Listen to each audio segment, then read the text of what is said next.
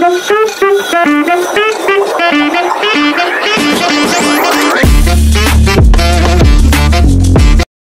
Everyone, আসসালামু আলাইকুম। আমি রওশনারা আজ আবারও এসে গেছি ইন্ডিয়ান ভিসা রিলেটেড আরও একটি ভিডিও নিয়ে। আমরা সবাই কিন্তু জানি বর্তমানে ভারত এবং বাংলাদেশের মাঝে চলছে টানাপোড়েন। এই টানাপোড়েনের মাঝেও কিন্তু স্বাভাবিকই চলছে সীমিত পরিমাণে ভারতের মেডিকেল ভিসার যে কার্যক্রম চলছিল সেটা।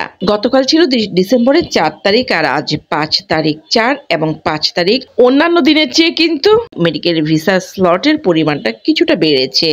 আপনারা যারা মেডিকেল ভিসার জন্য আবেদন করতে চাচ্ছেন তারা সন্ধ্যা 6টা থেকে যে স্লট খোলা হয় সেখানে ট্রাই করবেন, যেহেতু সীমিত পরিমাণে চলছে।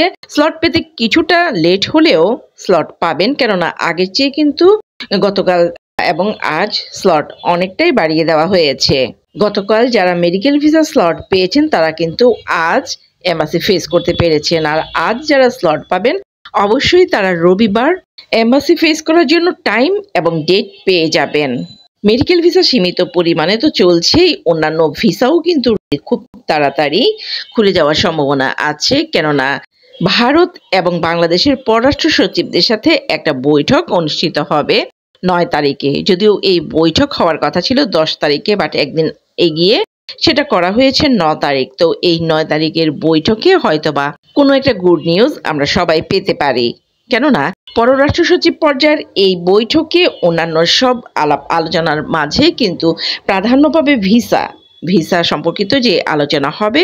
অবশ্যই সেই আলোচনা আমরা পজিটিভ হবে এটাই ধরে নেব, আর এটাই হওয়ার সম্ভাবনা 95%। সো আশা করা যাচ্ছে যে মেডিকেল ভিসা ছাড়া অন্যান্য যেই সকল ভিসা আছে সেই সকল ভিসাও কিন্তু খুব দ্রুতই অ্যাভেলেবেল হয়ে যাবে।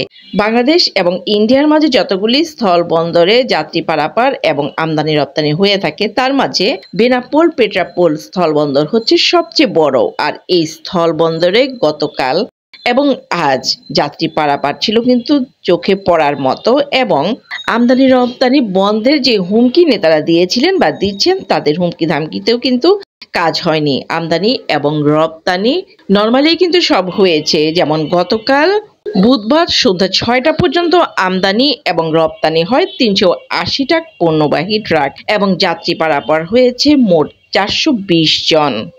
পেট্রাপোল বন্দর দিয়ে বাংলাদেশে যারা ঢুকেছেন তাদের কাছে জানা গেছে যে ওপারে কোনো ধরনের ঝুঁকি ঝামেলা ছাড়াই কিন্তু তারা বাংলাদেশে ঢুকতে পেরেছেন। বাংলাদেশে ঢোকার ক্ষেত্রে তাদের কোনো সমস্যার সম্মুখীন হতে হয়নি। আর বেনাপোল দিয়ে যারা পেট্রাপোল হয়ে কলকাতার ভিতরে ঢুকেছেন তাদেরও সেম একই কন্ডিশন, কোনো ধরনের সমস্যার সম্মুখীন কিন্তু তাদের হতে হয়নি। পণ্যবাহী ট্রাক আমদানি রপ্তানি এবং পাসপোর্টধারী যাত্রীরা কিন্তু নির্বিঘ্নেই বাংলাদেশ থেকে কলকাতা এবং কলকাতা থেকে বাংলাদেশে যাতায়াত করতে পারছেন। সো সবাই ভালো থাকবেন, আল্লাহ হাফেজ।